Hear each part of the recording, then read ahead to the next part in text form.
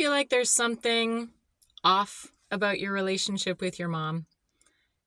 There's a reason you're here watching this video, that you clicked, because something inside you is saying, this isn't right.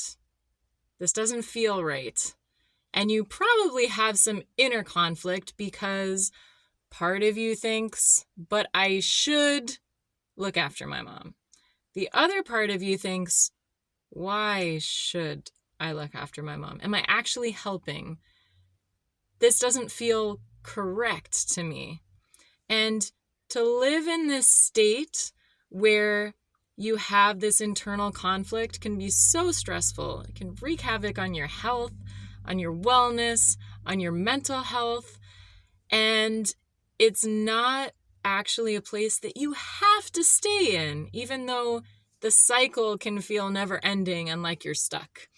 I'm here to help you through that because I've been there for decades of my life, and I've finally got my way out of it through a lot of work, a lot of support, and I will tell you, it is 1000% worth all of that effort to have that internal freedom and to have the self-awareness that when something does come up for me that I start needing to reflect on, it does not derail me anymore. It takes me a few moments, a few minutes, maybe a really bad time, a couple hours, but this is no longer a part of my life that dominates my life, that seems to take over my brain and my nervous system and send me spiraling into, what do I do? This isn't right. I'm not sure what to do. Let me look up more information. Maybe I need a coach. Maybe I need a program. All this kind of stuff. And so I'm really, really happy with where I've arrived at today. And it did come from getting a lot of support. I did take a course on healing the mother wound. I did have a coach. I did have a therapist. And I did have friends and family who were helping. I also had family that was counter helping, and we'll get into that in other videos. But no matter where you're coming from on your journey, no matter how much or how little support you have right now, I want you to actually know this, even if you don't believe it now, because I didn't believe it for a long time either. Even hearing it from other people who had transformed and made it to the other side, made it over the mountain of their healing, I want you to know that it is possible. Just let that sink in for a second. It is possible. It's possible for you to not wake up anxious, to not have the phone ring and wonder, oh my gosh, what is it going to be today?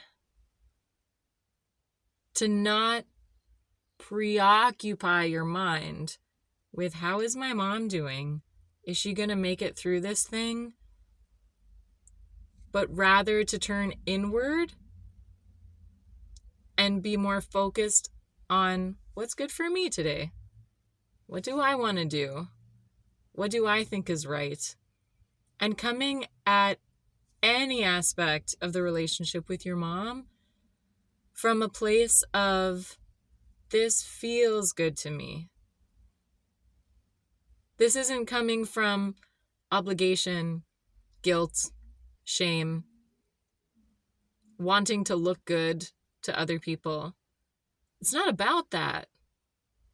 Once you go through your transformational steps, which I'm here to help with, if that's something that you're interested in and you're feeling like, I don't know where to go from here, or I know I really want to change,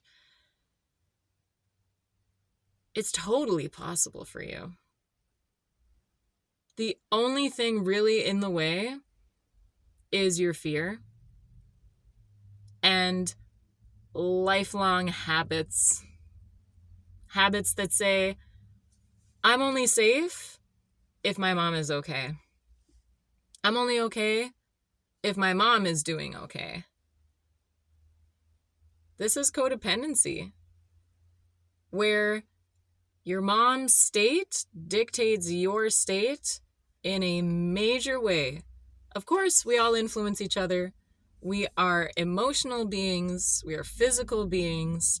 We can tell when something is off when we walk into a room, and especially if you are codependent, if you have lived in emotionally unstable environments from a young age, the ability for you to walk into the room, any room, and monitor that person's upset, something's off over there. It's almost like a spidey sense or a sixth sense that you are super tuned into. I think everybody has this ability, but you are so trained to look specifically for people being upset that is what you focus on. It's a little bit crazy making, especially if you are putting yourself in a position where you are social, or you speak in front of other people, or you work with teams, or you're a presenter of some kind, you're an artist. For me, as a musician, when I get up in front of people, oftentimes I zoom into that one person in the crowd that looks like they're having a crappy day. And it's taken a lot of inner work and self-awareness to realize, oh, this is my pattern, and this is why it's happening, and here's what I'm going to do instead. So no matter where you are coming from today, I want you to know, I want to give you some shred of hope, some light at the end of the tunnel that feels like I don't even know how long this tunnel is. I really, really, really want you to know it's not easy, but it gets easier. It really does. It's like building any skill or any new habit.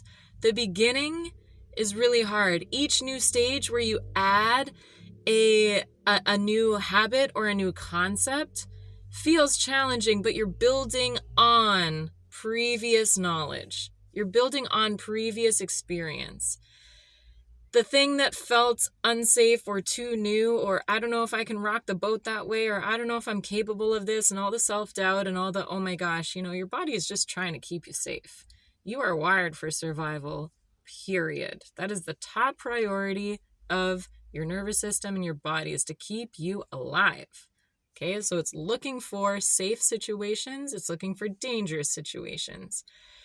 And what can be confusing and lead you down the wrong path oftentimes is when you perceive that something is not safe, so you avoid it like the plague, but it's actually okay, and it is safe, and you're really just depriving yourself of positive experiences or new experiences or new relationships with people or better relationships with people, better relationships with yourself.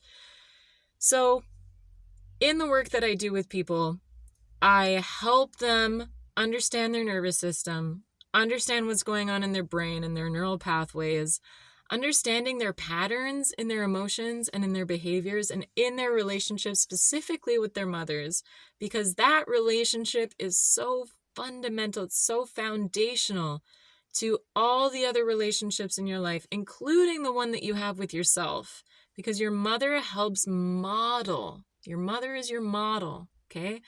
She is the model for how to be a grown woman, how to handle emotions, how to handle conflict, how to love oneself, how to speak about oneself, how to carry oneself in the world. Your mother is a model for so much, especially for you as a little girl, more so than your father, strictly because she's a woman and you're looking up to her because you're a girl. So all of these things come into play when we're talking about healing, and I'm here to help you. If you're interested, we can book a discovery call. It's free, and I'm going to be running a free workshop coming up soon on one transformational thing that you can do to make a huge difference in how you see yourself in relationship with your mom, and begin to transform that to set yourself free, because it's all about freedom for me. It's all about you being yourself, coming home to you, and not searching endlessly for that feeling of okay to come from your mom. It hasn't up until now, and I know that hurts so badly. Or you get moments of it, and you get that little high, and you get the little, oh my gosh, this is okay now. And then the drop again. So if you would like to work with me, my info is below. Please send me an email. Again, my name is Loridagenaise. Thank you so much. I appreciate you. I appreciate you taking the time to invest in your own wellness, because this does take an investment in yourself. If you want something to change, you can make it happen. I believe in you fully. Even before meeting you, I know you're capable, because it's a human thing. We can all do this. We can all do this. We can all do this, and you can too. Thank you very much. I'll see you in the next one.